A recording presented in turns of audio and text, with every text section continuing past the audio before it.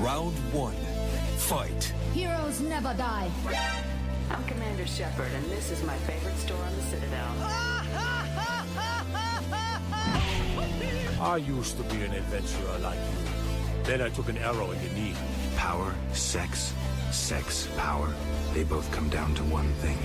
Hungry gamers.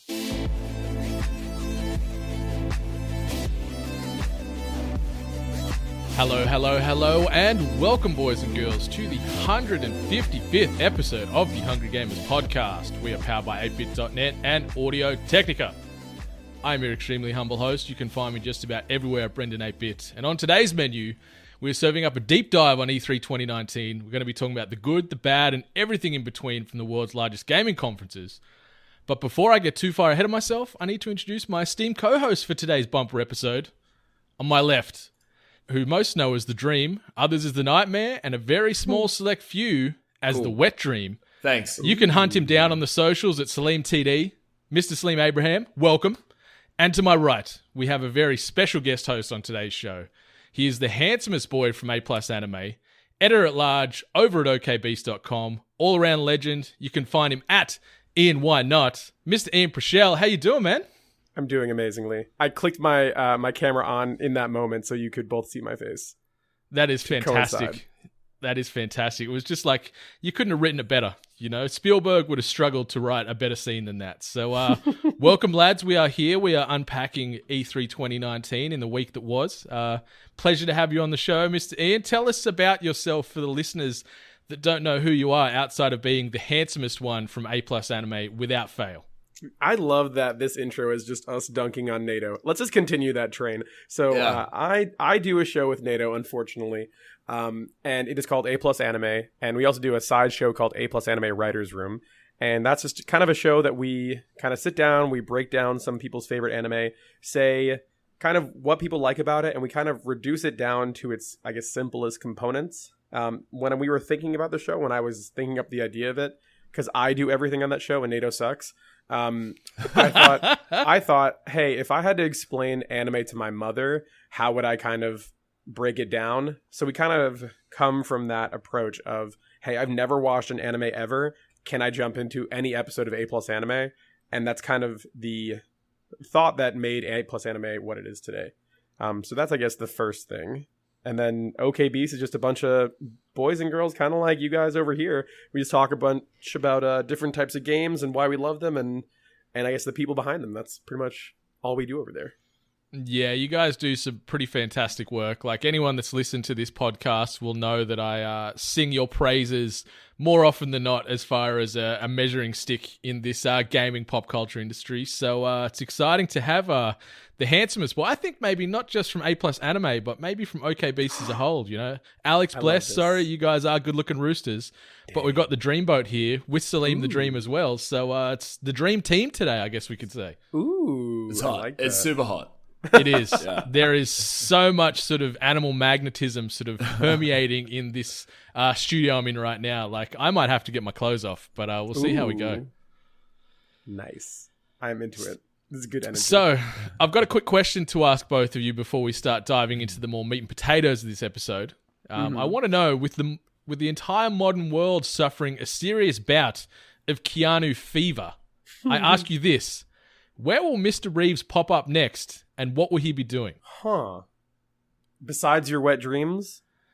Yeah, he's already there, so that's a given. Like, I might turn that into sort of like maybe like an autobiography type of experience. Me and Keanu or something. We'll start penning that later. 8-bit fan fiction is the next project we are going to be investing in. Oh yeah. But I don't know. I feel like, and like, memes aside, I saw an interview of him talking about why he got involved and how he got involved in the CD Projekt Red stuff with Cyberpunk. And he just seems so genuinely excited and honored and like ready that no matter what he does next, if it's even anything else, I think that he will bring nothing but, I don't know, awesome and positive vibes to it. So I don't even know. Yeah, there isn't really like a thing that I don't think he could do well at. Like, my immediate thoughts to this question was maybe he gets his own talk show, like, you know, the Daily with Keanu or something, and he's just on there talking real life relatable topics like Not getting all the superstars, or maybe he just gets normal people from like day-to-day life on there and interviews them about what they get up to and things. Like something nice and humble, something like with a high level of humility to it. I think he could do something like that, like a midday talk show, like similar to Oprah, but less wanky and less everyone gets a car. Similar to Oprah. I would watch the shit out of that. Me too. What about you, Dream? I hope he goes back into hiding after this. I think the best Keanu we get is when he just pops up randomly when we're not expecting it. So, I hope he goes away for, I don't know, months or years, only to be seen on social media when he's helping old ladies across the road or something. And then hopefully he'll show up again somewhere in the future in a fantastic Matrix 4 movie or something like this. And he'll somehow look younger than he did today. Like he is the master of space and time. Like he does not age. It is ridiculous. Him and Pharrell Williams and a few other people like that are I swear they're vampires. I would believe you if you told me that. So hear me out though. In terms of the video game space, do you think that he could like pop up in like, you know how Mortal Kombat has a bunch of air quotes celebrities from different pieces of media? Ooh. Do you think that they would let the next round of Mortal Kombat characters, one of them be Neo from the Matrix? I wouldn't be opposed to that. And was it 13 Ronin or whatever it was he was in as well, where he was sort of an outcast Ronin. Samurai? He could play that character in that as well. So Maybe he's like a reverse Shang Tsung, but he just takes the roles of the roles he's starred in over the years in film, so he could like transform into Ted from Bill and Ted or Neo or John Wick and use those abilities in game. Well, interesting. Well, I said Neo, but then I thought about it again after you said John Wick. Imagining John Wick in Mortal Kombat just like punching and then having a gun. That's pretty rad, honestly. You know his fatality would have to be him like stabbing a dude to death with a pencil. Like it's just pencil death, like personified with limbs and appendages going everywhere. Or the book, something with the book. Yeah, just a couple of, and just them really rough throat shots. He's all about a good throat shot, isn't he, old John Wick? But we've got a John Wick game coming out soon enough, and apparently it's getting some good praise. John Wick Hex, I think it was. Yeah, which is like a strategy game, which is the biggest surprise to me. Like I thought it'd lend itself perfectly to just a true third or first person shooter, but maybe we get that next time. Maybe. But I feel like the thing about those games though, oh yeah, please don't leave us, Keanu. But I feel like the things with those types of movies, I feel like it's so hard to even somewhat match the feeling that you have during those sort of movies. The only thing I can think of would be like maybe Max Payne, right? But that's such a specific type of movie that it's trying to emulate. If that makes any sense. Like, I don't know if you could make a game that is as accurate to the experience that you have while watching John Wick specifically, if that makes any sense. I could see, was it Wet? I think it was called, where you what? played like that female assassin, and it was sort of real stylized combat, doing crazy sort of ways to eliminate your enemies. Like I could see that translating to the John Wick world, but yeah, outside of that, it's hard. There isn't really anything that's as stylized from a combat and action perspective that comes to mind. I don't know. Shout out to the game called Wet. Oh yeah, do you remember that game? Wet. Just Wet. Yeah, I'm pretty sure like Eliza Dushku was the voice actress in it, and Eliza Dushku. She is something as well. My goodness. Good golly. Anyway, I ask you this, gentlemen, what have you guys been up to this past week? Is there anything you want to bring to light as far as maybe some new gaming experiences, something you've watched, something you've experienced from sort of a viewing perspective, anything you've read? Tell me the things that occurred in your week that was. Not it. Ian, do you want to start? I was gonna say I've been talking so much I wanted Dream to go, but if I'm being offered, what I've been up to, we kind of talked earlier about designing different types of video games and tabletop RPGs. So I've been kind of dabbling, kind of taking one tiny foot into that world. But other than that, I've been kind of just reading a bunch of manga and reading just different types of books and stuff.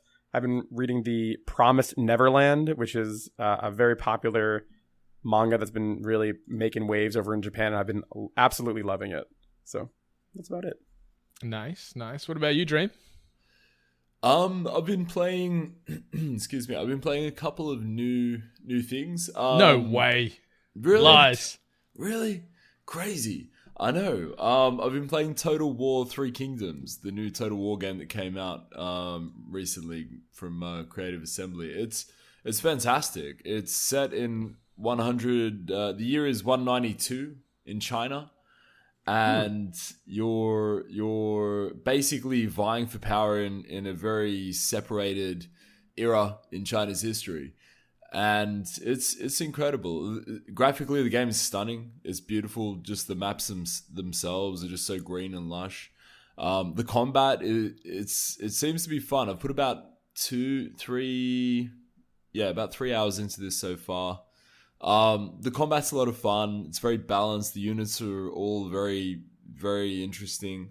I'm playing as a hill tribe, like a hill bandit tribe. The Green Hill Bandits, and we're taking over. We're taking over. So this time next week, I should be not only finished exams, claps, but also Conqueror of China, which is something that I never thought I'd get to say, but I'm really excited to come out here as the Conqueror of China. It's a very topical situation right now over in China as well. Is that what led you to playing this game and trying to overthrow those evil Chinese overlords? It had nothing to do with current day affairs. It was purely just, I'm obviously a very big Total War fan. I've talked about probably 3 Total War games on this podcast in the last 2 years. I'm just really excited for this. One of the really interesting things this game does that's different to the previous Total War games, it's basically got a hero class of unit. So you have these champions, and they're characters who are really strong and can duel each other. So when they hit the battlefield, if you want, you can actually get them to fight one-on-one as the rest of the battle is being waged. And it's fantastic. It's really cool. It adds a real personal element to the game because you see these characters outside of just the general campaign turn to turn. You see these characters interact with one another. It's really cool. I love it. I'm really, really pumped that I'm playing another Total War game. I'm excited to hear about a game other than World of Warcraft or Hearthstone. So it certainly is a tick in the positive box for me. Ouch! Thanks, Jab. I decided that I needed a new Snap game because Brendan was sick of hearing about Hearthstone. I bought Final Fantasy Tactics, the War of the Lion, the original Final Fantasy game, tactics game on PlayStation 1. On the mobile, and it is so incredibly hard. It's incredible how difficult it is. Hey, Ian, have you ever played any of the Final Fantasy Tactics series? So I played Final Fantasy Tactics Advanced, on the Game Boy Advance. So that's the only one that I've played. But even that game was hard in its own way. So I can only imagine how hard this one is that you're describing. So that game is very close. It's actually really incredible how similar they are. Okay. The major difference though between the two is that in Final Fantasy Tactics, the first one, they have this rule that if a player gets KO'd, they have 3 turns, and after 3 turns they die forever. Oh, that's a D&D rule. Well, that's a rule they've borrowed, but it's a rule that sucks. I really don't love it. So I'm losing men left, right, and center really early on. Damn. And I just don't know that we'll make it to the end, but we'll see. Hopefully I can report back a bit more positively next week on Final Fantasy Tactics. How much did that game cost you for the mobile version? It cost me $10. It was like $9.95, something close to that. Yeah, happy really with the good. purchase? Sorry? Happy with the purchase so far, one would say? I love this game. I've played this game before. I did know what I was getting myself into when I got it. I was really itching a tactics game, and I guess Total War is not too dissimilar in a lot of ways. So I'm really on the strategy right now, really strategying it up. Strategizing, maybe? Strategizing, preparing. There you go. Just preparing. Nice. Yeah. Well, I've been playing a couple of games. I've been playing a lot more Oculus Quest this past week. Still loving that. Finished the first chapter in the Star Wars Vader Immortal series that they've released. Okay. So it's a 3-episode arc I've finished the first episode in that now. Really, really impressive. Like, this game was designed specifically for the Quest, which is pretty exciting. It's coming to the Rift and the other options down the line, but it's cool to see Star Wars get in on ground floor with the Oculus Quest, which obviously is the wireless, sort of slightly less powered Rift cousin. So I've been really digging that, like the lightsaber play, the puzzle, the movement, sort of the warping it is actually pretty smooth. You don't really get any of that nausea feeling. It's a good 45 minutes to an hour or so. A lot of sort of nice Star Wars touchstones you see going back into that. It's really good fun. There is sort of like a lightsaber dojo offshoot in it as well, if you want to get in there and sort of start sort of playing with you, like doing, you know, lightsaber combat and things like that, which is good fun. The game's priced really well. I think it's about $20 or so, and then obviously we've got episodes 2 and 3 coming out over the coming months. Outside of that, I've been playing like a bucket load of just the sort of more arcadey side of VR. Like, there's a fishing game on there that I've been absolutely crushing ass on. Like, I am like Rex Hunt personified in this fishing game. And then also like playing more stuff like Beat Saber. Rach is so much better than me at Beat Saber, and it frustrates me so much. But then I also admire her ability when it comes to Beat Saber too. So it's sort of like I'll fail or not get a score good enough, and then she just comes in and almost does it in a sleep yawning, and she's, you know, got rhythm like there's no one's business. But I just love watching people play and experience VR and see their minds get blown with these new experiences or games themselves. And then something else I've been playing this week, Skatebird, which was announced this past week during the Kind of Funny Game showcase. Nice. Picture Tony Hawk, but instead of Tony Hawk or Rune Glifberg, you actually are skating as, you know, little canary-esque birds around the place doing mad tricks and grinds and things like that. And it's so great. Like, it's a miniaturized skate park world. So you're jumping over staplers and, you know, paper clips and grinding pens and things like that. It's pretty cute, but I'm really surprised at the amount of depth in the sort of tricks that you have available to it. So it's been a good little pick up and play. The demo's free to download. Maybe just Google sort of Skatebird demo and you'll get a link straight across to it. So it's a alpha demo, no cost to you. I think it's about 400 meg or something like that. It's not a huge download, but it's good fun. It's been a good little distraction with everything else going on this week with work. Mm-hmm. On that front, like completely unrelated note, had Chinese for dinner last night. Absolutely destroyed Rach and I. Rach was up vomiting for a good portion of last night. And I was sort of like teetering on the edge the entire time. Like, will I or will I not be sick? So I was curious to see how I was going to wake up today. This dirty Chinese, don't want to name and shame. Actually, no, I will name and shame. Golden House, Chinese and Vietnamese. Fuck you guys.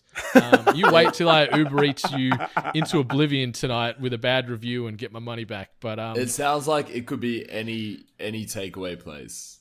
That name is so generic. Golden House Chinese and Vietnamese restaurant. Yeah, it's one of probably 10 million out there named similar.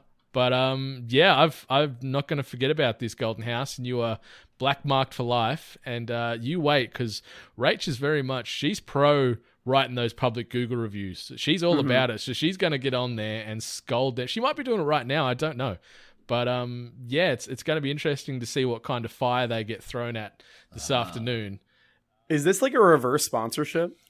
Yes. Today's Even episode if they is brought came to you us and by- said free curry puffs for life, it's like, get the fuck out of here. We don't talk this much about Audio Technica, that's for sure. Because their products do the talking for themselves. You know, it's Right. that good a gear. And They that's hear the a products segue. as we're recording right now, so we don't need to constantly All right, you silver tongue. promote how great the gear is because it's subliminal. They're hearing it. There we go. Every syllable. So your story about Rach and the VR, though, that totally brought back a flash to me with Cowdy and Tetris. So when we first started dating, I think Puyo Puyo Tetris had just come out, and I was like kind of just playing it. I was like, oh yeah, you know, Cowdy loves puzzle games. That'll be a fun game for us to play together. And like in our house, I'm like the person who plays way more games. But at the time, I had no idea that Cow is she's a puzzle savant. Like, oh, nice. She is insane. So we played the first game together, and she's like, oh yeah, I haven't played in a while, but let's play. And then she waxes me. Like, it's not even, I might as well have not even brought the controller and brought it to my hands. Like, I was done that quickly. And then I was like, oh, it must have been a fluke. She must have gotten like a good combination of things. Waxed. We're talking 10 games in a row. And I'm like, are you messing with me right now? Are you just like playing this in your off time? And she's like, no, I'm just really good at puzzle games. Don't worry about it. And apparently it's a common thing in Japan for like that, our generation of girls to have just been like disgusting at puzzle games. Like apparently all of Kao's friends are all just as good as her, if not better. And like her entire class in middle school just all played Tetris like all day, all night. So if you are ever going to a Tetris tournament, do not go international and do not go to Japan, because you'll be destroyed instantly. Yeah. Stay away from the third grade Japanese girls. They'll ruin you in Tetris. That's what I learned. 100%. That's it. If I ever walk into a puzzle tourney and I see a Japanese female there, I'm just like, no, I'm out. I'll see you. Yep. I'm going to not have Chinese from Golden House, Chinese and Vietnamese. This episode, use the code Golden House at 8pit.net/store for $20 on top of your order. Actually, it doesn't take away money. You actually owe us more money. Exactly, and we'll send you a free sort of vomit bag just to catch those nice chunky details.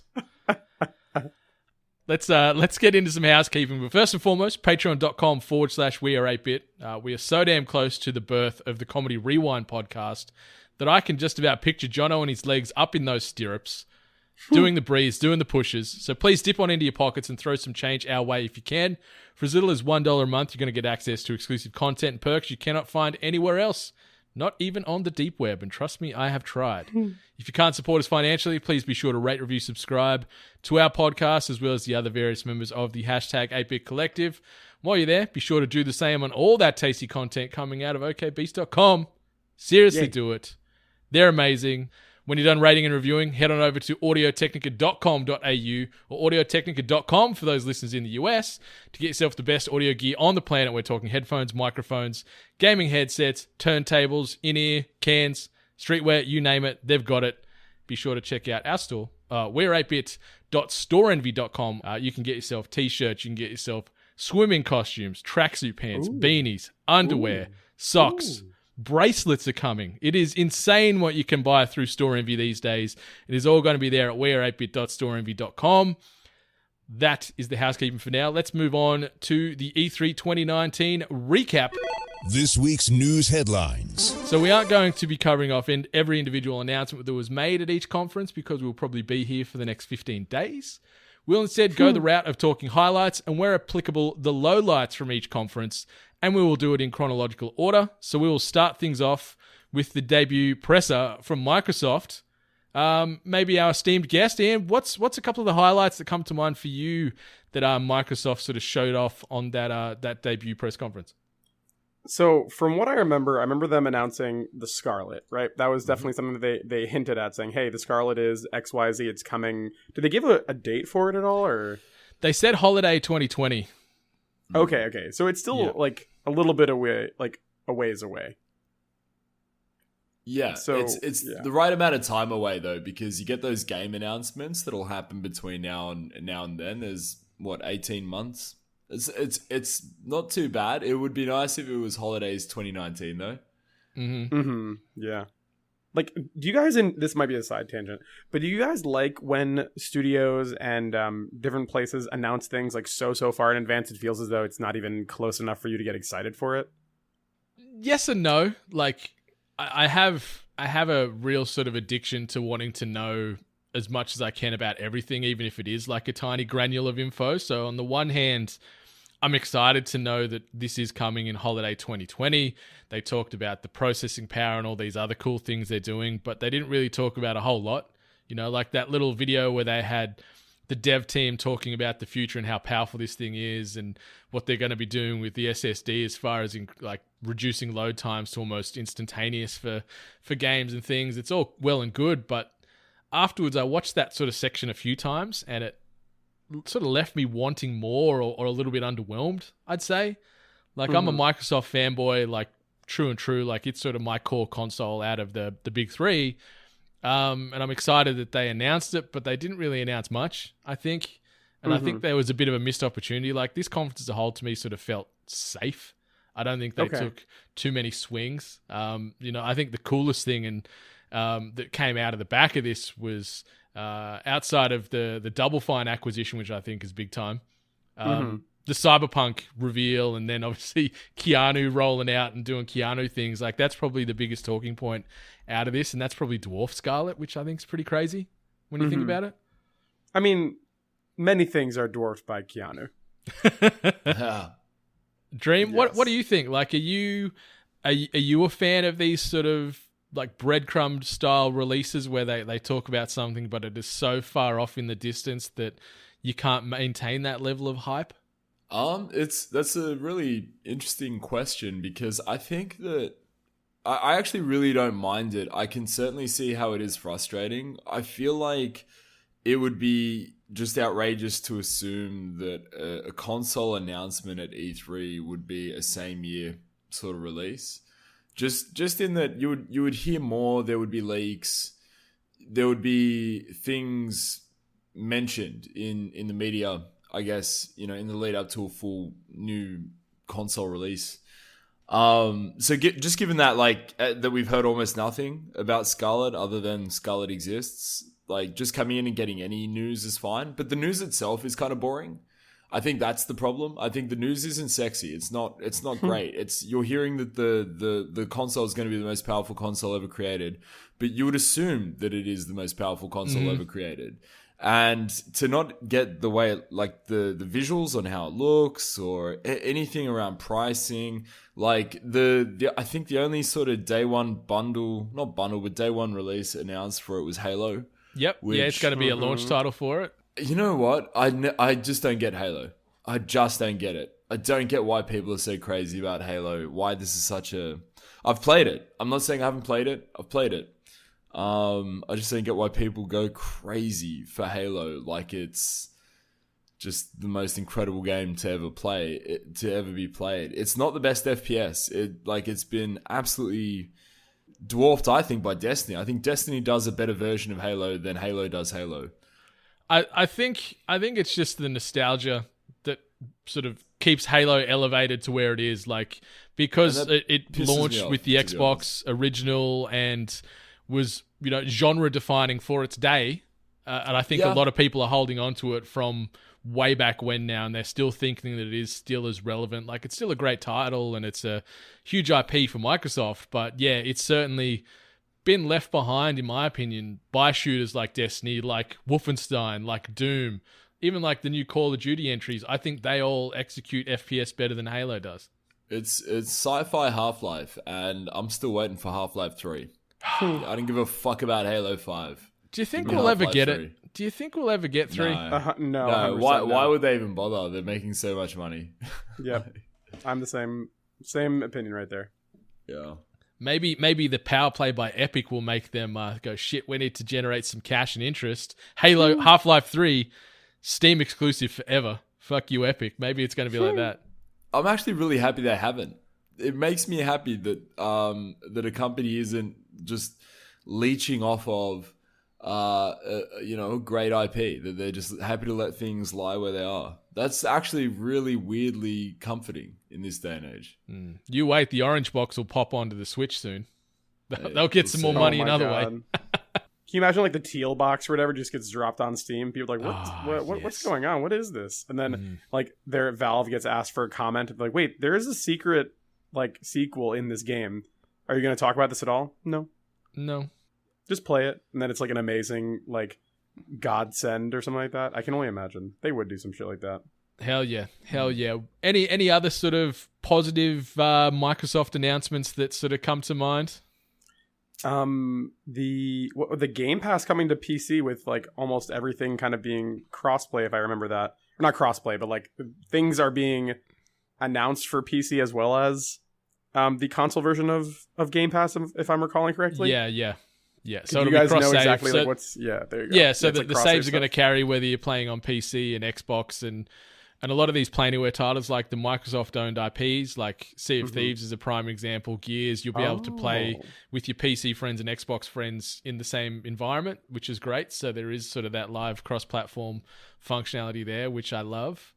Yeah, I love Games Pass. Like it's fantastic. And now that they've included the Xbox Live functionality in there as well, you can bundle the two together for like $15 a month, and it gets you access to like 100 games plus all the Xbox Live functionalities and discounts from the store. I think that's brilliant. I converted all mine across over this past week, and it cost me, I think, $1 to switch everything. So now I've got Games Pass on the Xbox, on the PC, as well as my Xbox Live. So it's an easy process for anyone that needs to get involved. It's a couple of clicks, takes 2 minutes. Pretty self-explanatory and fairly idiot-proof. If I can do it, anyone can. And one announcement that I wanted to mention that got me pretty excited was the sort of trailer and little showcase on the Outer Worlds. Which is tell me about this. Yeah, so it's an Obsidian RPG set in space, so it's like a science fiction based RPG shooter.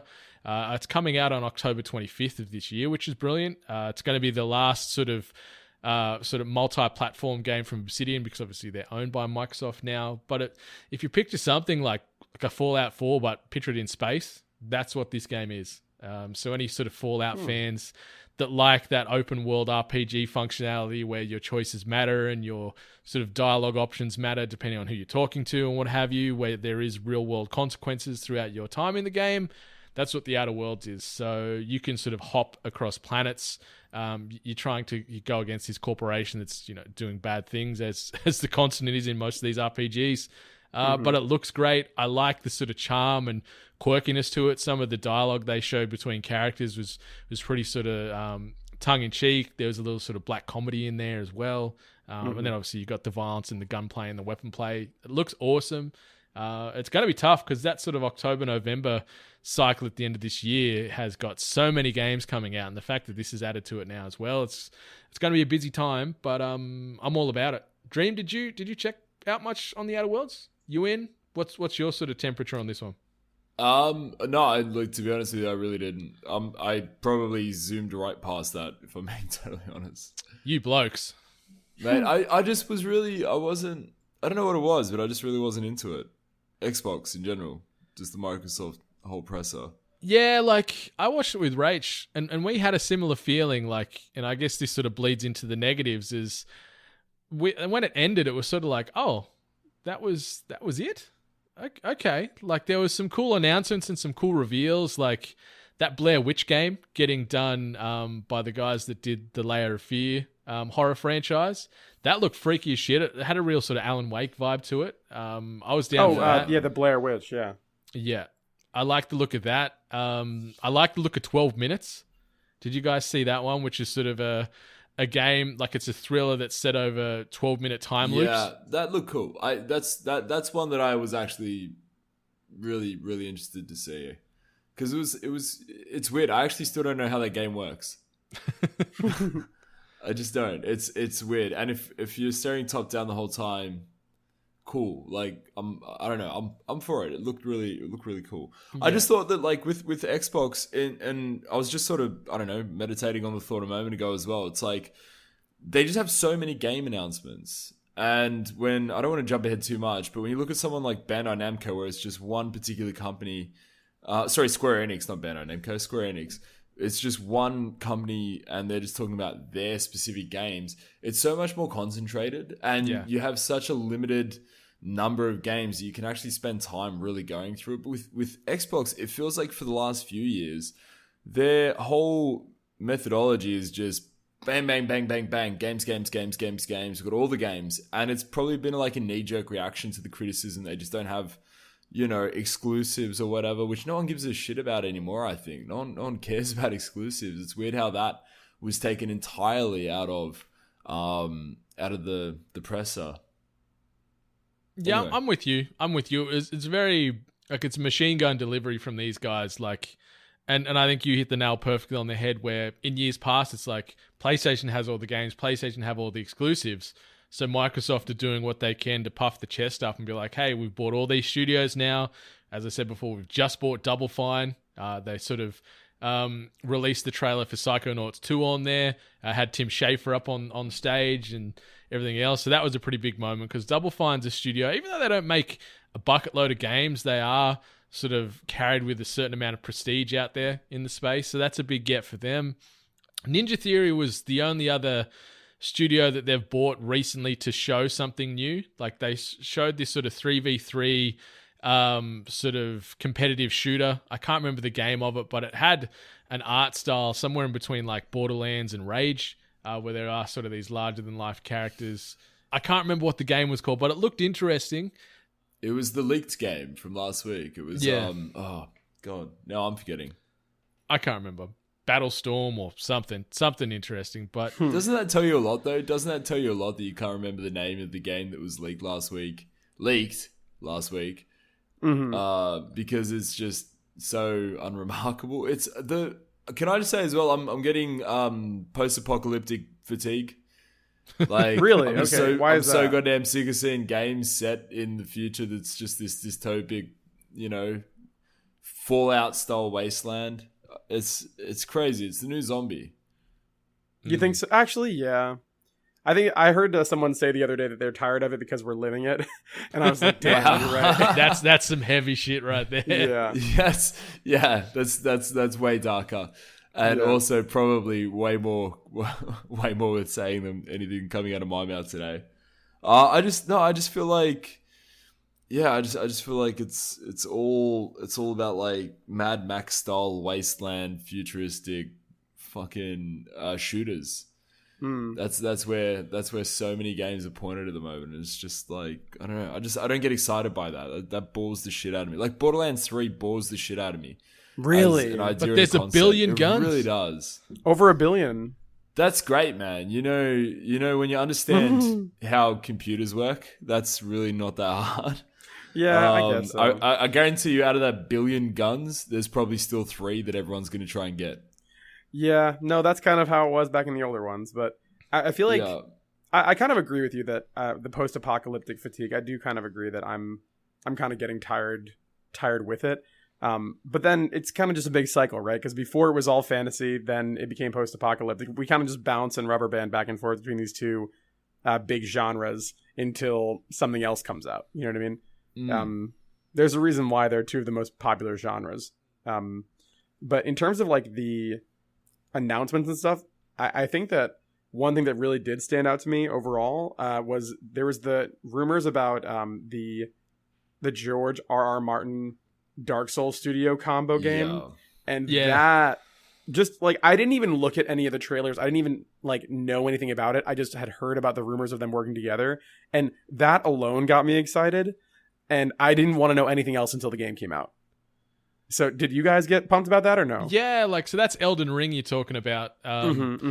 Yeah, and that was revealed at the Xbox show. Yeah, so I thought that was relevant. So they showed the debut trailer for that, but it didn't really give away anything. It was just a couple of sort of slow scenes with this person in a suit of armor and imagery of this sort of like burning logo and whatever else. So it's said not much while showing even less, but yeah, dark sort of fantasy open world RPG with some action thrown in there. I'm down. Like From Software knows how to do pretty tight combat. You know, they're really good with sword play and things like that. And George R.R. Martin, you know, he knows how to write a thing or two. Doesn't know how to finish a book series, but hopefully the world and the mythos he's put together for Elden Ring is a complete experience. So that's certainly on my radar. I'm curious to see if it's going to be as unforgiving as sort of the Souls games, or if it is going to be more sort of just reliant upon that action RPG element where it isn't going to be every slice from an enemy can potentially signify your downfall. I wonder if it is going to be a little bit more of a lighter take on that. But yeah, I'm certainly excited to see more about it because yeah, the trailer gave nothing away. Yeah, I mean, isn't that good though? Like with those games, like I feel like the less you know, the better. Yeah, I totally agree with that. I think that it strangely reminded me a lot of the cinematics for Dark Souls. It just like where you don't really learn anything. You know, you get very little, but it just looks cool. Everything looks so cool. I'm so on for Elden Ring. Same. It's really good. It's strange how much how much better that game appears to be than what I probably thought it would be. Yeah. Given the leak and given George R.R. Martin still hasn't finished the goddamn book. Also, Ninja Theory, sorry, the game we were talking about a moment ago, Bleeding Edge. Bleeding Edge.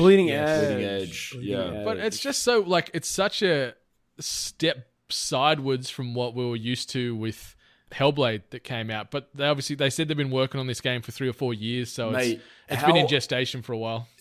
How Overwatch does the game look? Oh, yeah, 100%. It's just the teams are now 3v3. Yeah. It's I don't know. We'll see. I reserve judgment, but like again, I feel like it looks very much like an Overwatch kind of game. Yeah. The last game I wanted to sort of mention before we shift into Bethesda is Ori and the Will of the Wisps. This game just looks gorgeous to me. Like I'm all about the art style. I really enjoyed Ori and the Blind Forest. Sort of that sort of side scroller platformer. With a very unique art style, like for something else outside of that Ori franchise, you'd probably compare it to something like a Hollow Knight, I reckon, from sort of that same sort of art style. But it's such a gorgeous looking game, and I cannot wait for that to come out. It's coming out in, I think, February of next year on PC and Xbox One. So I'm down for a bit more of that. But is there anything else you guys want to mention regarding Microsoft, or do we sort of shift gears into Bethesda? No, I think we should go to Bethesda. Yeah, we should. I just want to say, how long does it take to make a bloody Ori game? I feel like this has been 3 E3s now where we've seen Ori. Honestly, am I wrong? How crazy is it that Death Stranding is going to come out before Ori and the Will of the Wisps? Who would have thought that in a million years? That's wild. It's great. Hideo, surprised me on that one. Like I saw Black and Blue that wasn't going to be. That was 2020, maybe 2021 at best. I maintain I got this right. I maintain I called it. Yeah, I want to get your temperature on that one, Ian, before we shift on. What's your thoughts on Death Stranding? Is that something that's piquing your interest? Are you interested and going to be picking this up later this year?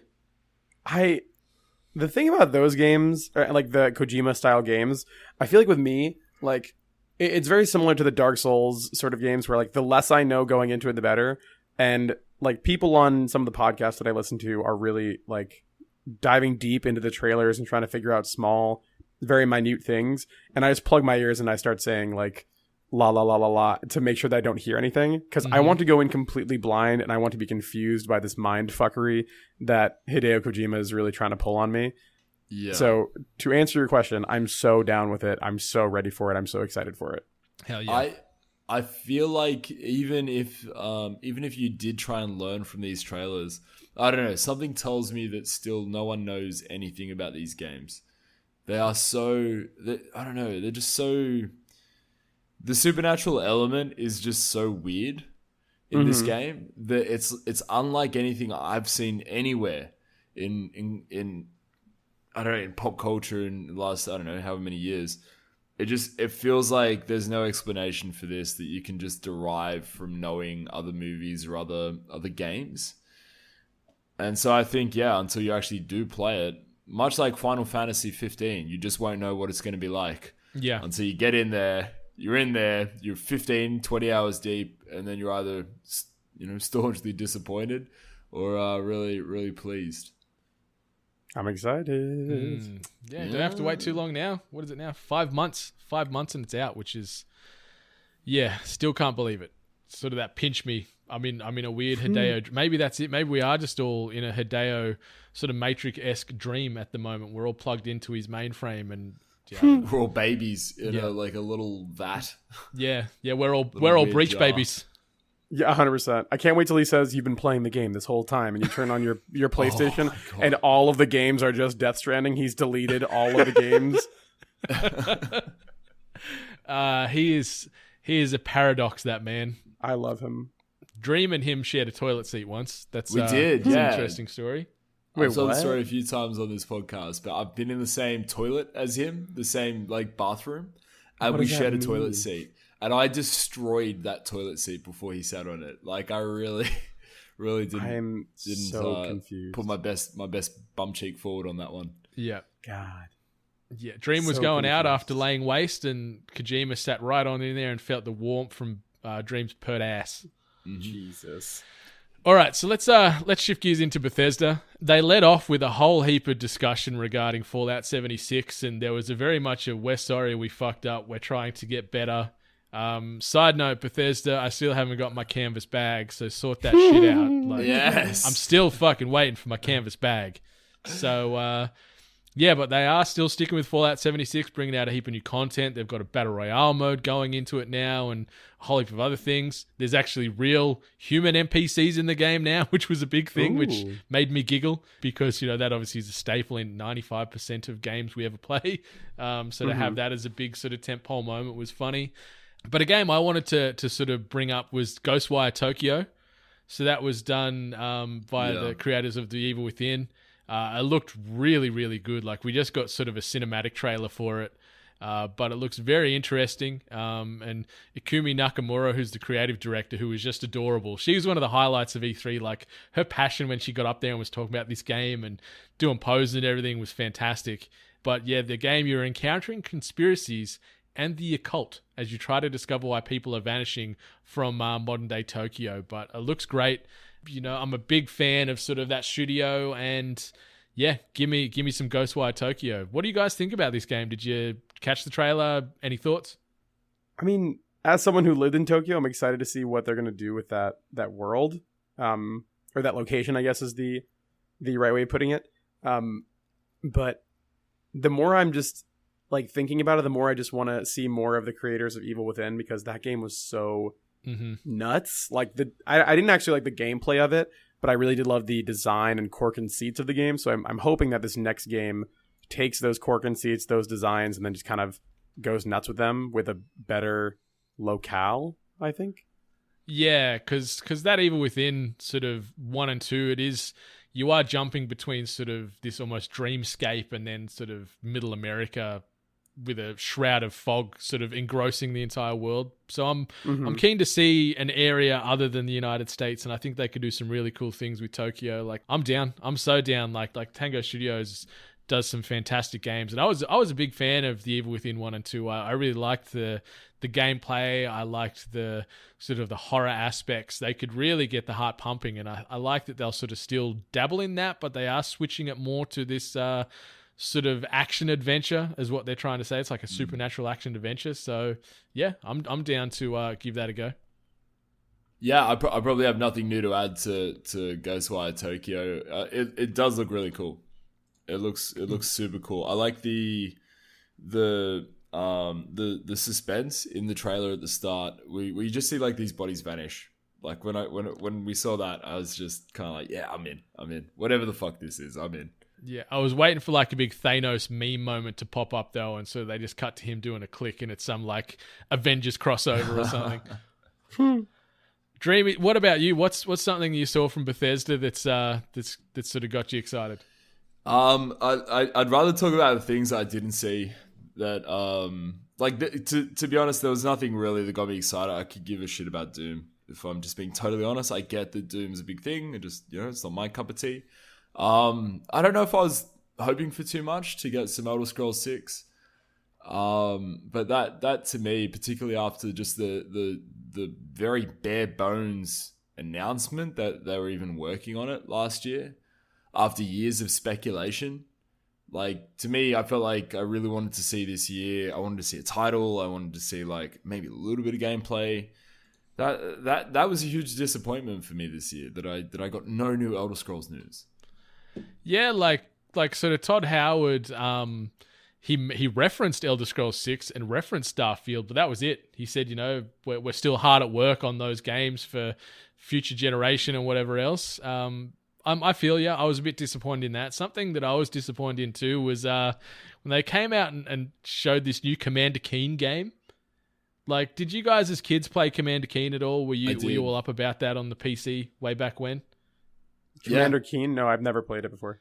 Yeah, like it's OG platformer from sort of when we were all 5 years or so old. It was a game on a floppy disk, and you might have had it next to your Jazz Jackrabbit floppy. Yeah, I like Commander Keen. But what they're doing with this, how it's sort of a mobile-based sort of time-based strategy game, it just took away all the all the sort of core elements of the original game, I think. So that sort of fell flat to me. Something else that sort of piqued my interest was the new game by Arcane Studios, this Deathloop game.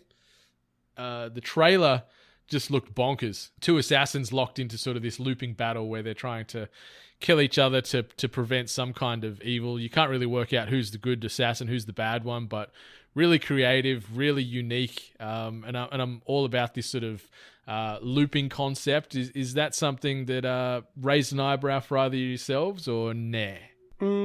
Yeah, I mean, I'm just curious to see more. That's the thing. Yeah.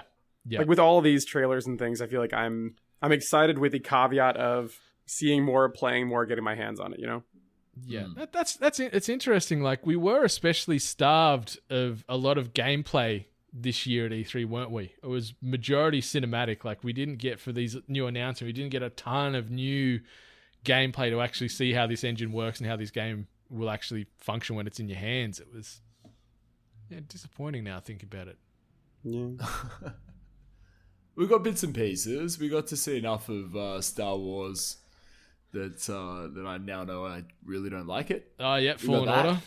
Fallen Order. And we got tons of Cyberpunk as well. We got 40, maybe not in the press in the actual show itself, but afterwards. I think we got like 45 minutes of gameplay. It looks so good. I am all in on Cyberpunk. I am all in, chips in, right into the table. I cannot wait for next year when this thing drops. I think it's the 16th of April, if I remember right, is the release date on that. And I'm already feeling that's game of the year next year. Last of Us 2 can come out, and I'm going to love that. But Cyberpunk, I'm putting my name, planting my flag.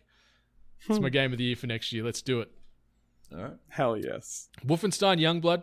I was keen for that. We actually did get to see some more gameplay of that, like frenetic, super violent zombie destruction. I mean, not zombie, Nazi destruction, I should say. Playing sort of BJ's twin daughters. I like this sort of co-op element they're bringing into it now. And if you buy, I think it's a collector's edition, you actually get a secondary copy of the game, so you can gift that to a friend so you can play the co-op together, which I think is really cool. I'm down for that. That's coming out very soon. I think it's 17th of July, something like that. Really? That close, huh? Yeah, man. So I'm down for that. I'm with you, Dream, on the Doom stuff. I like Doom. I love the gunplay. I love the frenetic soundtrack, like just that crunching metal soundtrack that they just chuck over the top of it by the dude from Australia. What's his name? Is it Mick Taylor? I think his name is, that sort of does all the score for that. Looks really cool. But outside of that, Bethesda was very lacking for me, I thought. Like, there were some big announcements, some cool new games like Deathloop and Ghostwire, but it was like, Yeah, I agree. Meh. Meh. A little bit of meh. A little bit of meh. Okay, so let's shift into Ubisoft, shall we? Ant, did you want to lead us off? What's your talking points on Ubisoft from this past week? So Ubisoft revealed the new Watch Dogs game, right?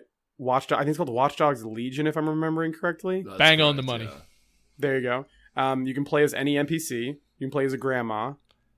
And it takes place in a post-Brexit world in the UK. Yep. And yeah, very much from what I remember, it's like anarchy essentially, or like not anarchy, but like anti-established government vibes to it. You know, you as the people are taking down the higher authority.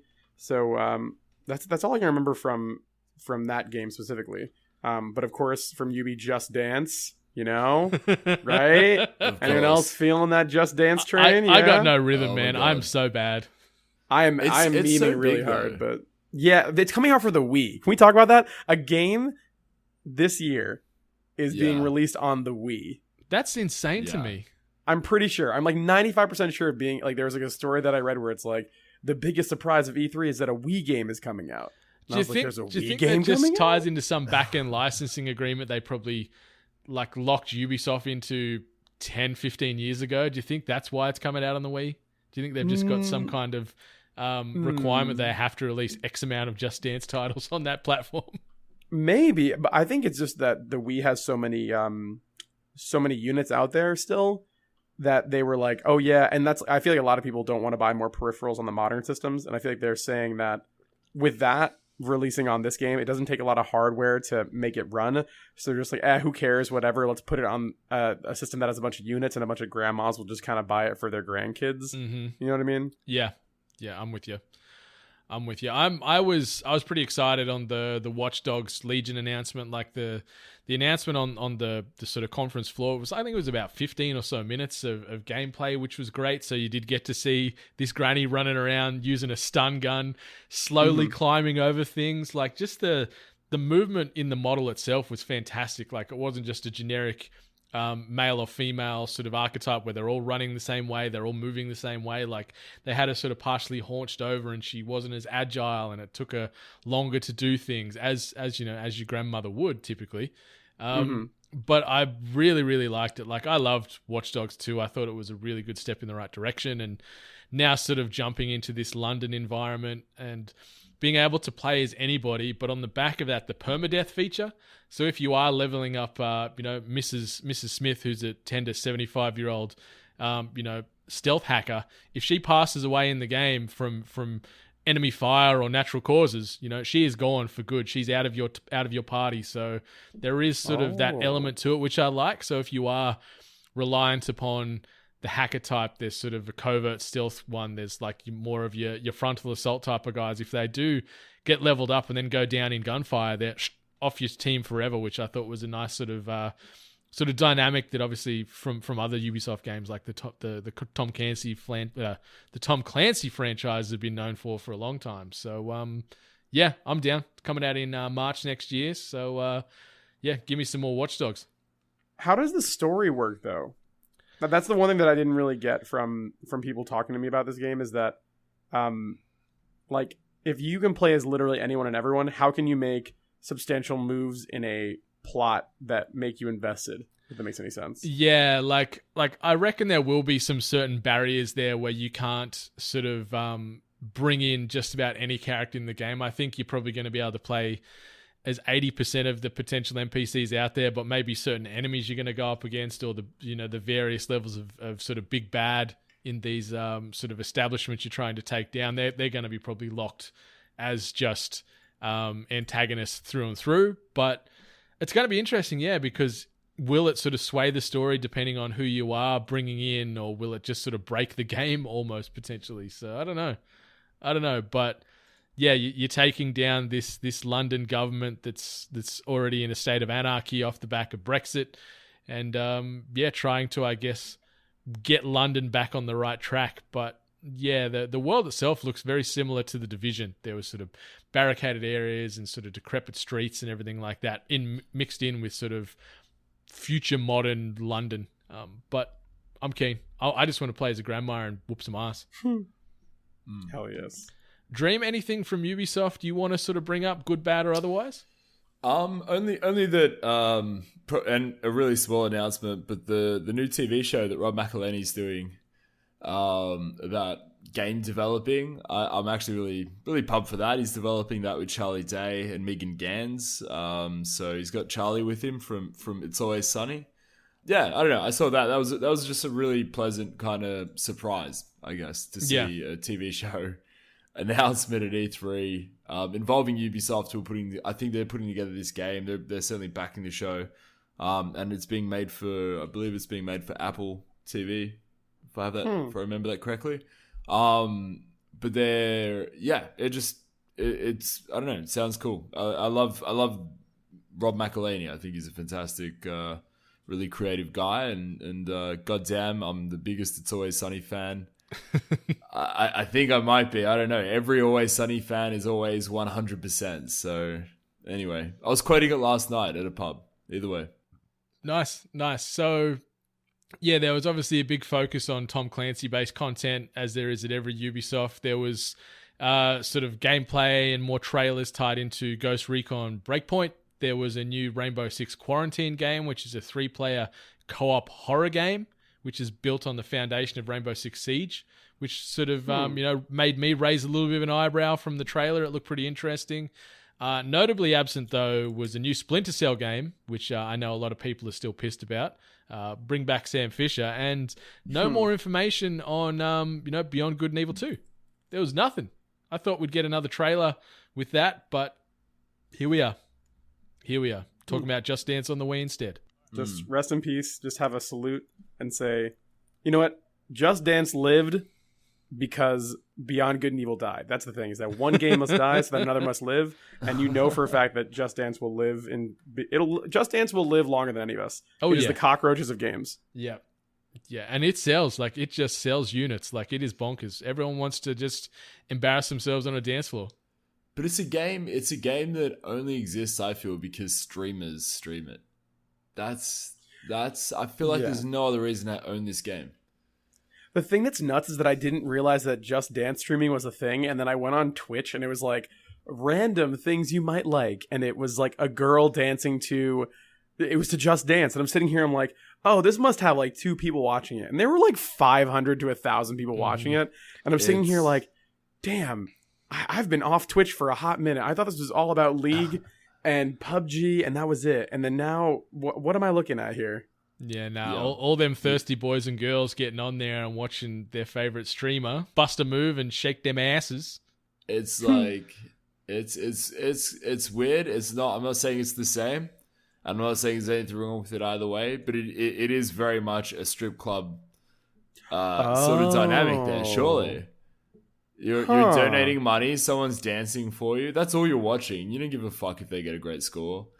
Damn. My mind just sort of blew a little bit just then. Like, that sort of analogy is perfect. Damn. Wow. It's just true. It's just true. Anyway. Wow. Just Dance. Just sit on that for a moment. Yeah. Just think about that. But no hands, no touching. No, definitely, yeah. Hands up, for sure. Yeah. Man, so Just Dance is the gateway to stripping. My goodness. Wow. Didn't know that. As we reflect on that, if you've got anything else you want to add to Yubi before we shift into kind of funny? No, I can't really think of anything besides the oh wait, no. They're making a Watch Dogs movie, aren't they? Or no, The Division, I mean. The Division movie. Oh, yeah. Who have they announced any casting or any writers or producers attached to it yet or not? All I saw, from what I remember, is Jake Gyllenhaal and Jessica Chastain. Okay. But that's all they have, though. Yeah, and it's coming to Netflix. Mm-hmm. Yeah, that's all. Like, are we gonna just kind of give up on TV? Can we just give up on that at E3, or is this gonna be a kind of a trend that we're gonna see, like, until the end of time? I've certainly given up. It's streaming services and video on demand is certainly the way forward now and into the future. That's for sure. Yeah, I don't know. It's just not for me. Yeah, I'm just getting more and more impressed of the amount of big stars that are throwing their name and their time behind these sort of TV series as opposed to film. Because you think of years past, there was that clear sort of division, no pun intended, between the main list actors only doing film, and sort of TV was seen as its poor cousin. But now you're starting to see this sort of crossover and bleed where I think they're almost on level pegging. I mean, there is a bunch of money in both sort of businesses. Yeah. So I can see why people kind of line up to go onto TV, because I think that once you build a certain level of fandom, it doesn't really matter. That's true. If that makes any sense.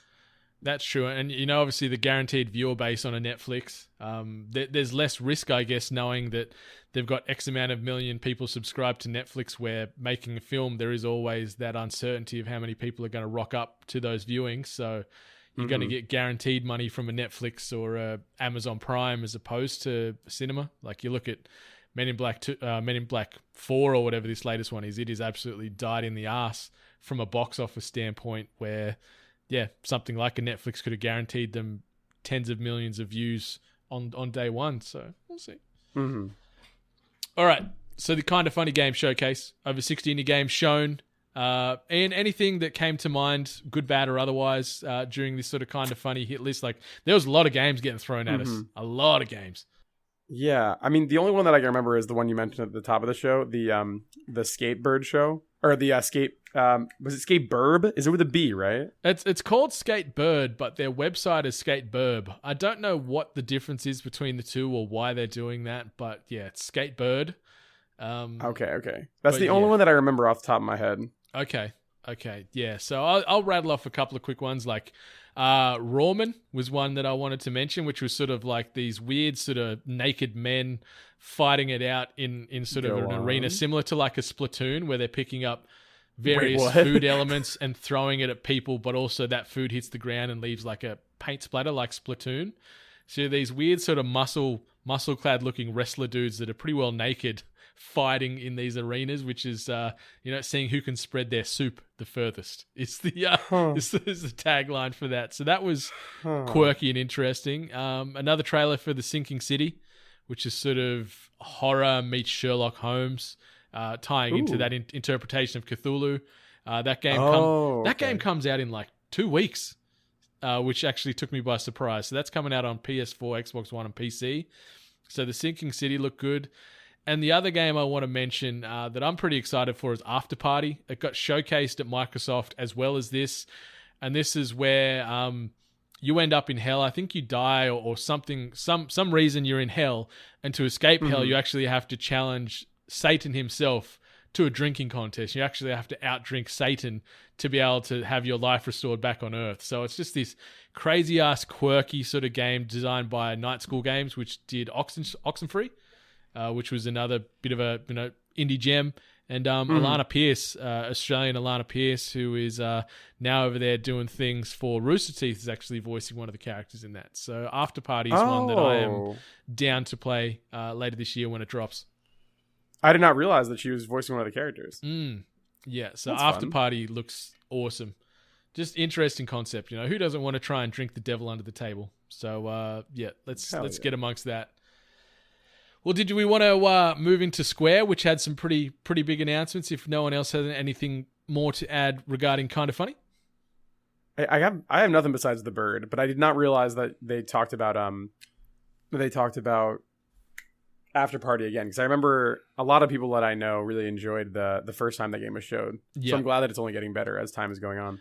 Yeah, it's got a pretty steady hype train that's moving at the moment. So no doubt we'll see more of that as it's sort of getting close to release. I think it's in that October-November window as well this year. So After Party certainly one to look out for. So Dream, I'm going to throw this over to you. The Square Enix sort of conference. I know you are the resident Final Fantasy tragic here, and there was an absolute bucket load of Final Fantasy news.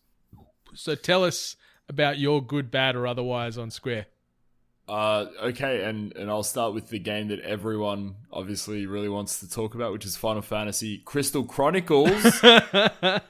What? Oh my god, I actually love this game. I love this game so much. I love it. I love it. The thing I took away from this, I didn't realize, I don't know if it was announced previously, or if this was something that was just sort of thrown in E3, is that it's going to mobile. That's so good, dude. That is like the perfect way to play this game. It's so dependent on being able to play with other people.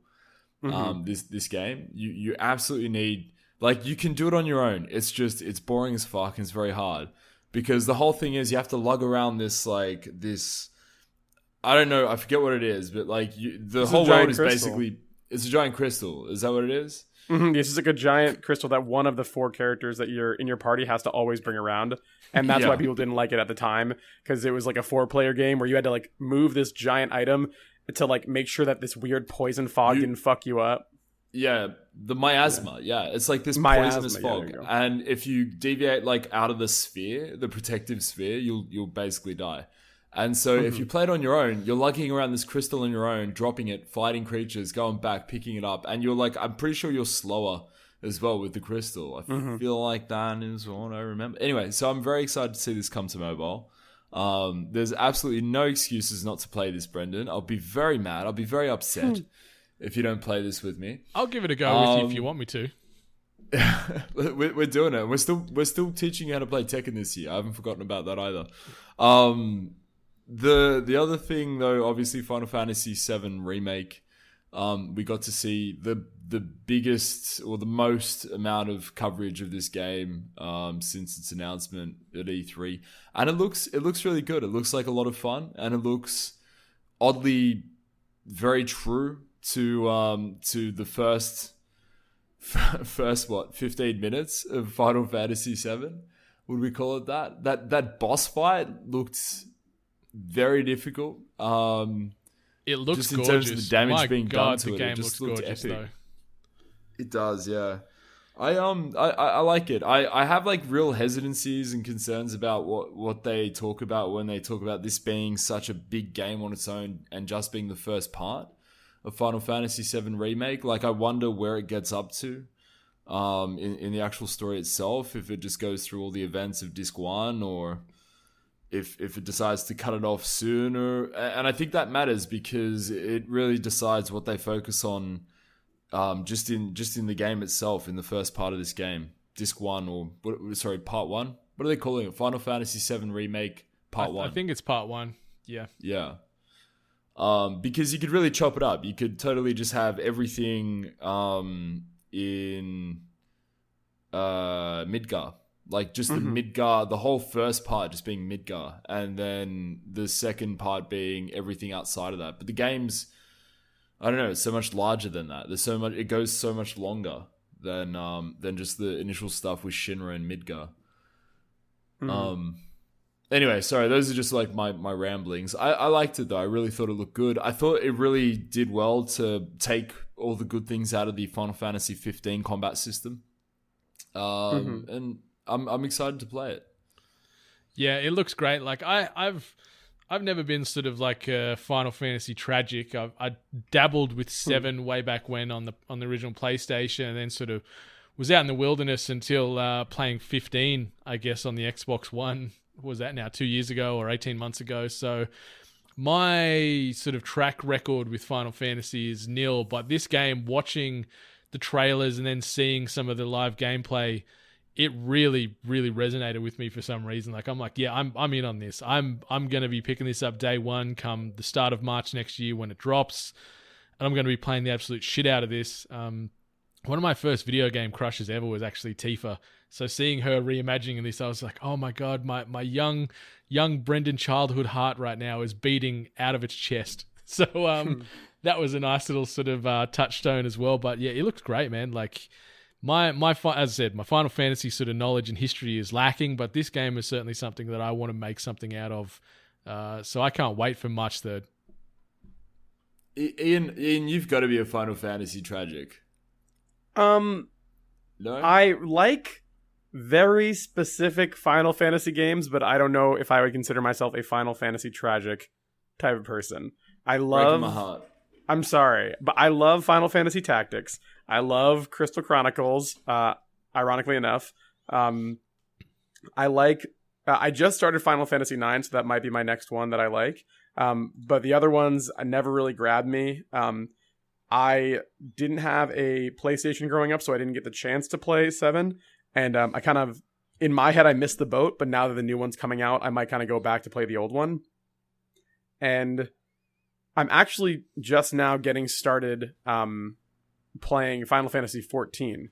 So I'm gonna see how that goes, and if that keeps going well, then I'll continue down the Final Fantasy train.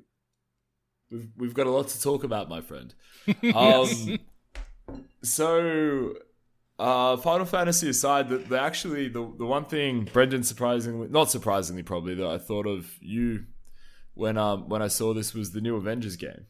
Yeah, that's that and 7 out of the entire sort of square presser were the two that were like, oh yeah, that's grabbing my emotions right now and giving them a big old cuddle. So they sort of shown the debut trailer / a slight bit of gameplay, maybe like 15 seconds total, and that might be actually generous as far as what they're doing. But 4-player action adventure game, playing as various members of the Avengers. The story looks like the Avengers are getting blamed for sort of this ruse that the bad guys have sort of put onto them, and they've actually been the Avengers have been sort of disassembled, and they're out in hiding and wanted and things like that. So some of the character models were sort of like a little bit ho-hum to me. Yikes. A little bit undercooked, I think a few of them look like, but I don't know.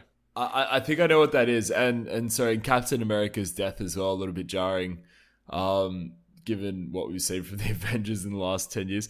It's because we're so familiar now. Yeah. We're so damn familiar with these actors, and all of them look like they're wearing the same things, but they just look like different people. Yeah. That's all.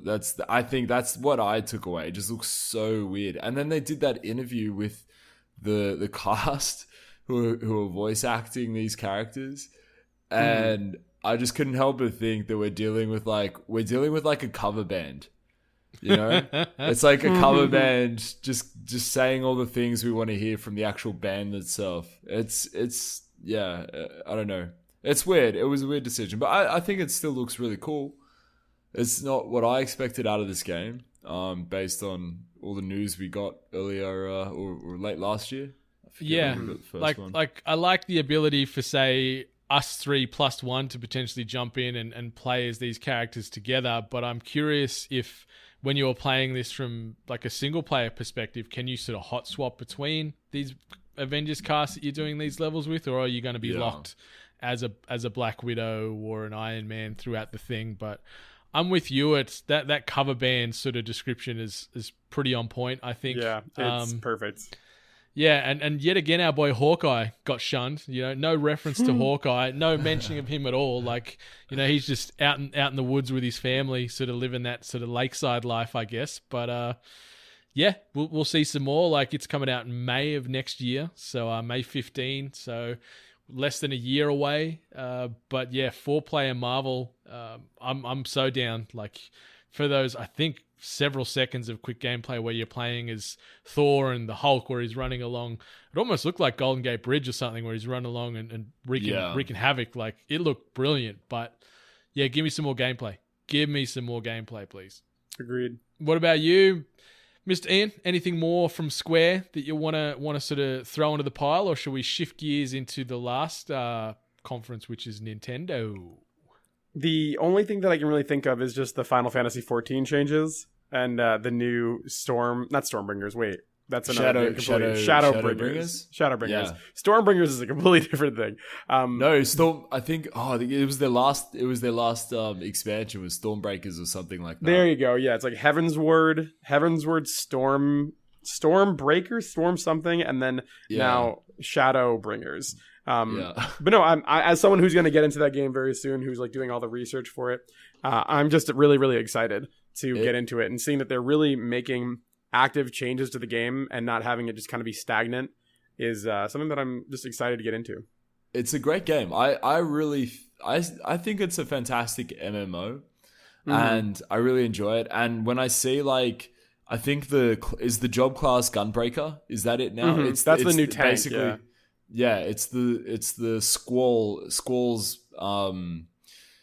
character basically as a class from Final Fantasy VIII. It's a really iconic Final Fantasy character, and so to see that kind of just realized in the MMO and that you can go and play this class now, it's so cool, man. It's so cool. Check out a Gunblade. If you've never seen a Gunblade before, go and Google that. They're pretty mean. It's big old sword on the end of a revolver. Like it's a mean looking bit of kit. That's it. Yeah, it's so cool. It's the weirdest thing. Like, I still, after all these years, don't understand the benefit of having a revolver Gunblade, because he uses it just like a normal sword. But yeah, it's cool. I love weird, obtuse weaponry in games. Like the latest stuff, like the Devil May Cry Nero arm attachments, like the sex toy arm attachment and stuff like that. Like it's so ridiculous what they do, but some of these devs just make it work. I want some more Devil May Cry. I wanted an expansion or something announced, or some DLC announced at E3, because God, it's such a gem from this year. I love DMC. I think that they're actually planning on doing DLC down that's a lot of letters. DMC DLC down the road with the Virgil stuff, because I don't know if you got into that when the game came out, but if you typed in certain values into the PC version, it would just unlock Virgil. Like damn. he has a full move list and everything. No, in the game. I heard that there was some sort of crossover where you could potentially bring him in, but I didn't know that it was in the PC. You could just get in the back end console and open him up. Like, that's sick. Yeah, it's very dumb. Like, I think that the week that the game came out, people were like, oh yeah, I went into this. I have no idea how video games or technology works. I went into the source code and typed in the number 4 next to character value, and it just unlocked Virgil. I'm just playing Virgil. And then someone's like, that can't be true. And then the post underneath that is like, no, yeah, I changed a single number and now here I am. Like, it wasn't even like I got in. It was like I just hit a digit.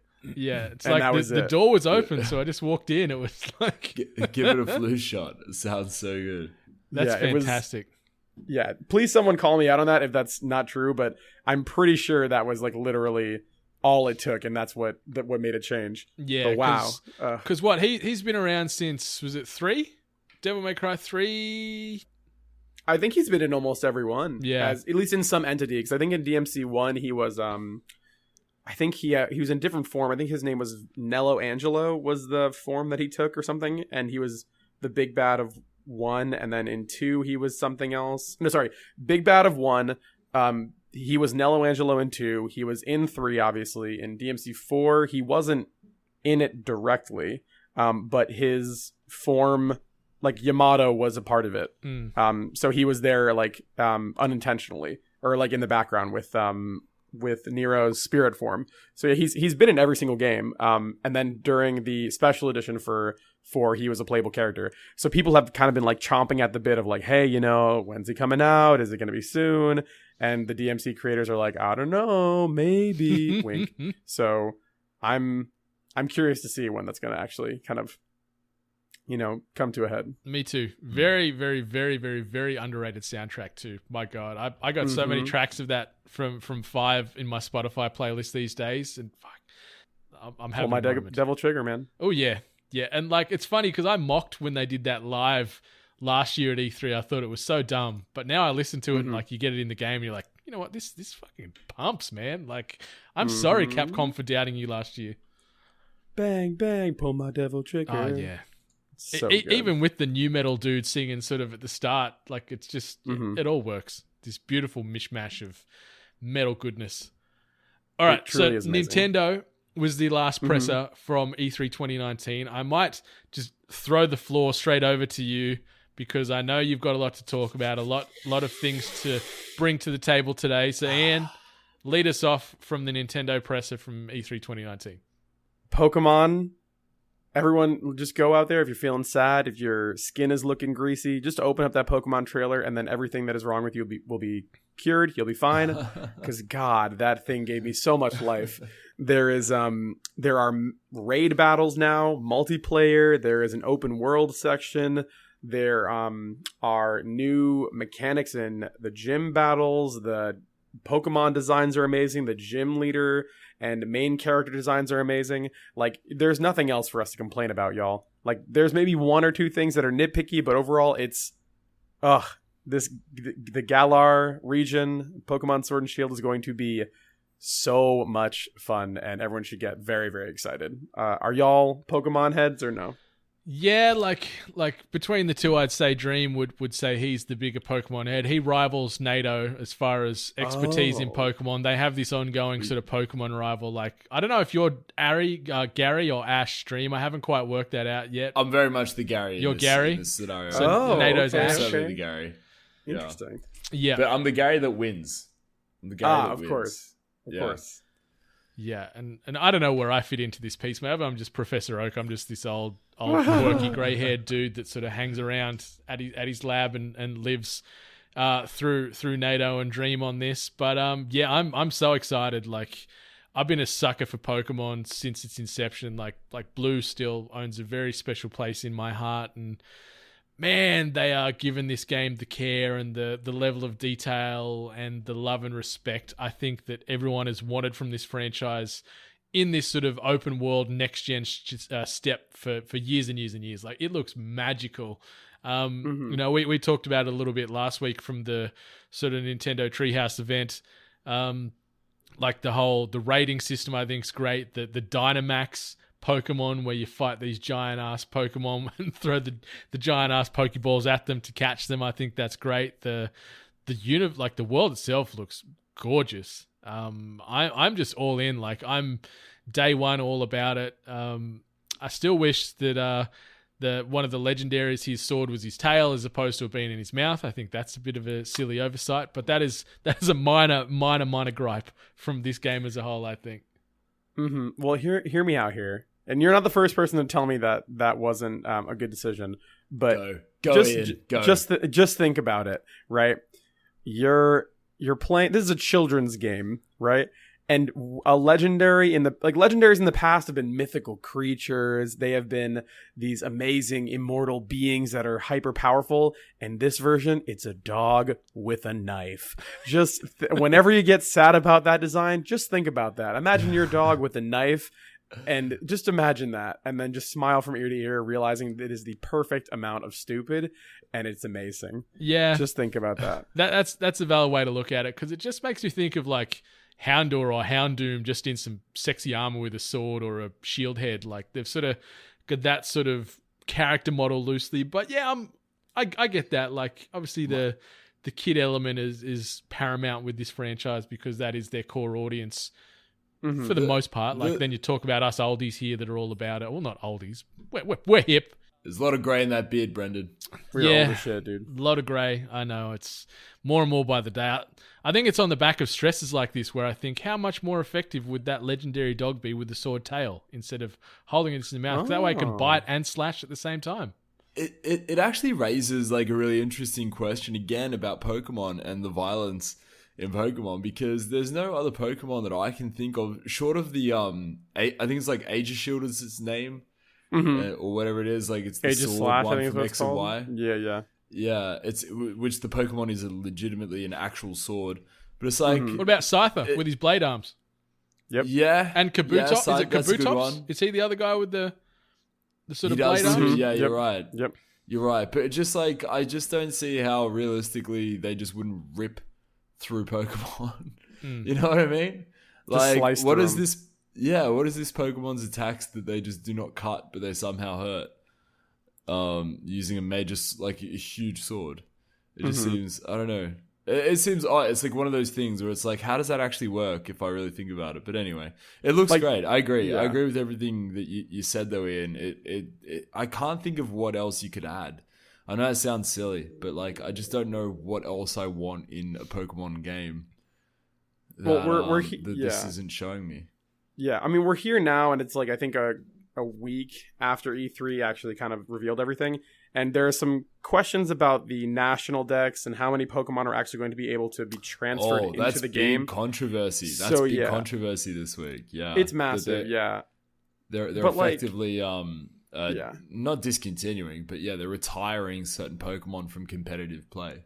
Yeah. And like the thing is, I'm keeping everything, all my opinions about the national decks and stuff until the game comes out. Because again, everything that's happening now, like it's not 100% final, right? So the game still is in the cooker for a little bit more, right? And in my head, I cannot imagine a Pokemon game that does not allow you to bring over all of your previous Pokemon, like eventually, if that makes any sense. Like, yeah, like I just can't see that in my head. You've got to wonder about, like, it's a balancing issue. That's all it is. Like, you've got to wonder why else would they not allow? Because it can't be that hard. They've done it in every game since Gold. They've allowed all Pokemon to be sort of available. Yeah, I'm pretty sure since Gold. Yeah, like Gold every version they kind of carry everybody kind of back, and in my head I feel like this is just either a mistranslation or things are kind of going awry over there at Game Freak, and like they're trying to swerve the PR back to the way they want it to. Because from what I remember hearing on all the interviews and everything like that, is that they were going to eventually release all the Pokemon over time. Like all of those max raid battles were going to be more Pokemon you could add to your decks week to week, and they would say, hey, this week we're having this Pokemon, and then that's like another Pokemon you can add to your Pokedex, as opposed to just, hey, we know you've beaten every single Pokemon game, we know you have all of the Pokemon there, but how about you just enjoy the game that's in front of you, and then we'll eventually allow you to catch all those Pokemon where they're going to be, and then eventually, boom, the National Dex is there, right? I personally don't see the problem of this, but then again, I'm not a competitive player. I'm not someone who is hyper obsessed with stats and stuff like that. I very much am someone who enjoys the journey of Pokemon, and as someone who kind of lost enthusiasm of completing the Pokedex and then bought Sun and Moon and then did the entire national decks in Sun and Moon, which was much fewer than the actual mainline games in the past. I had so much fun doing that because it felt like it was an achievable goal. You know what I mean? So yeah, I don't know. I'm very much like on the side of everyone relax. I think that you are going to be able to get all your Pokemon, but just give Game Freak some time, you know? Yeah. Well, let's see what happens. Like November 15, I think, is the release date for Sword and Shield, if I can remember right. So we don't have a huge amount of time to wait, but yeah, it looks like it's going to scratch just about every itch that any Pokemon fan has.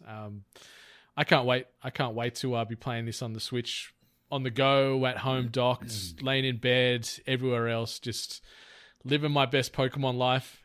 It looks brilliant. Like, there's not much more to say that you guys haven't already said on that, at least from my side.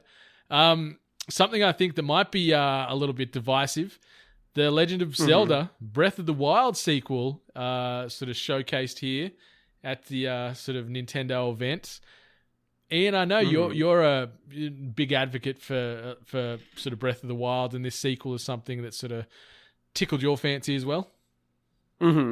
Yeah. So I know we talked about it a little bit before the podcast started, but I am a huge fan of Breath of the Wild, and I'm a huge fan of Majora's Mask. So when they said that they were going to be making a sequel to Breath of the Wild that was inspired by Majora's Mask, that was kind of the perfect storm for me in terms of games that I would totally play. Yeah, like it seems as though this game is kind of going in a different direction, though, in terms of the way the game is going to be themed and possibly even interacted with / played. Because this seems definitely more horror focused and way more of a smaller adventure than Breath of the Wild seemed even at its launch. Yeah, I'm excited for sort of that sort of shift in tone, that sort of dark horror sort of esque vibe that it had going to it. I was like, okay, this has sort of piqued my interest. Like, I'm very pro Breath of the Wild, and I thought it was a great game, but I don't think it deserved, from my opinion, countless others can tell me I'm wrong, but I didn't think it deserved a lot of the accolades that it received. I thought it was really good, but I think that's also just because Zelda wasn't a franchise that's ever really resonated with me, or I've never really given it probably the appropriate time of day. But yeah, more of this is never a bad thing. Obviously, there's been hype universally thrown all around social media and the internets for this announcement of the sequel. Everyone's excited for it. More Zelda is never a bad thing. They also announced the sort of Zelda Link's Awakening remake as well, which is coming out in September of this year. Dream, where do you sit like on the whole sort of Zelda situation? And I know you haven't played any Breath of the Wild, have you? No, I haven't. I'm very much in the same camp as you. Like, Zelda was always a series that I just missed. It was just one that I never really engaged with, like, as it was happening. I didn't get any of the Game Boy games. I only played them much later in life. I've certainly come to appreciate some of the earlier titles, like, later on. But yeah, just, I don't know. I didn't get into Breath of the Wild. I've seen a lot of video about the development of Breath of the Wild, though, and I can appreciate it. I remember distinctly couldn't even tell you the names of the developers, but like them talking about like not just having a physics system, but having a chemistry system, which feeds into like how the environment works when you're doing things like burning around it, like how the trees catch fire and what the knock-on effect of that is. It just seems really cool. I don't know how anyone would feel about the sequel. Like, I don't know why that would be divisive, though. I think that it seemed to be pretty widely regarded as a fantastic game, Breath of the Wild. And it was like it was like 9 out of 10, 10 out of 10 from just about everyone. So a sequel, like, why wouldn't you want a sequel? So, Brennan, as someone who is not a huge fan of the game, kind of to piggyback off of what Dream was saying, do you think that, like, what would make this next title be something that you would be really into? I think the biggest thing that would sort of get me more is give me more story. Like, I know that most of the beauty behind Breath of the Wild is just this sense of openness and do as you please and roam these hills and climb those mountains and whatever else, and you do interact with certain characters throughout that journey. But I'm very much just throw as much narrative as you can at me as often as you can. I love being engrossed in story, whether it be in game, whether it be in film, television, books, so on and so forth. I'm very much a sucker for massive amounts of character development and sort of those emotional hooks. And you get a little bit of that in Breath of the Wild. Some probably get it a lot more than I do, but I'd love more interactions with NPCs out in the environment. I'd love more, more rail here and there is never a bad thing, I think, as well. Like, give me those sort of fixed paths that I need to go on to progress the mainline story, whereas I can still obviously embark off and go do things on the side as well. So give me more story, give me more narrative hook, I think, would something that would certainly elevate that game, in my opinion. I don't know if that sort of explains it well enough at all from how it's playing out in my head, but that's something for me. I love big sort of operatic narratives and larger than life stories and things that get me feeling and potentially, make me shed a tear. So I got that in parts of Breath of the Wild, but just not as often enough as I wanted. Well, I mean, if anything, if that trailer is any indication of how this game is going to be, I think there's a very strong feeling that this game is going to be very, very, very story heavy. Yeah, which is what excites me about it. Like, I think, that's like tighten up the scope. Like they showed that they can create a massive open world with gorgeous living environments and characters and things to see and do and stuff that Dream touched on regarding. I remember sort of walking through some tall grass with like a fight, like a lit torch in one area, and sort of just swinging that around and just sort of seeing how that grass lit up and how it jumped to certain other items in the environment. Like the care that the development team have put into that game and that franchise, you can't speak highly enough of it. But just give me some more story, give me some more narrative and a darker Legend of Zelda game. I'm all about it. So I'm keen to see more. Probably over the next coming months, we'll probably get a little bit more in another Nintendo Direct and things like that. So I'm keen as a bee. Hell yeah. Anything else you want to sort of mention regarding Nintendo? Obviously, we saw some more video for Luigi's Mansion 3. No sort of release date on that. We saw Gooigi, which is like a green goo version of Luigi, which was interesting. One announcement that probably upset Miss Hart was Animal Crossing New Horizons was showcased a little bit more new gameplay, but it's been delayed to 2020. So there was a lot of hearts breaking around the internet when that announcement came through during their conference. Smash Bros, Banjo-Kazooie, and heroes from Dragon Quest were also announced as new additions to the Smash Bros Ultimate roster. But I don't know. That's about all I can immediately think of regarding Nintendo. Is anything else you want to mention, good, bad, or otherwise? I mean, those Smash characters, though, solid additions, Yeah. Were you guys excited for those characters or no? Me, not really, because I've never really played much Dragon Quest, and I love Banjo-Kazooie, but I don't know. I don't hold that franchise or that sort of pair of characters, I guess, to the regard that some of these other people did. Like, I'm like, that's awesome, and to see Microsoft and Rare give that sort of accessibility to Nintendo to bring them in, but it's like cool. Like, it's awesome to see more of this sort of cooperation in the playground, I guess you could sort of describe it as. But I don't know. Smash is great, and the roster is like burgeoning with massive assortment of characters. But I don't know. It didn't get me excited like it did some of the other guys. Maybe I'm just old and grumpy these days. I don't know. Maybe. Possibly. We'll never know. Dream, what about you? Did this move the needle for you at all? I like Banjo-Kazooie. I am a big Banjo-Kazooie fan. Yeah, so I'm excited to see them as a playable character in Super Smash and see what they can do.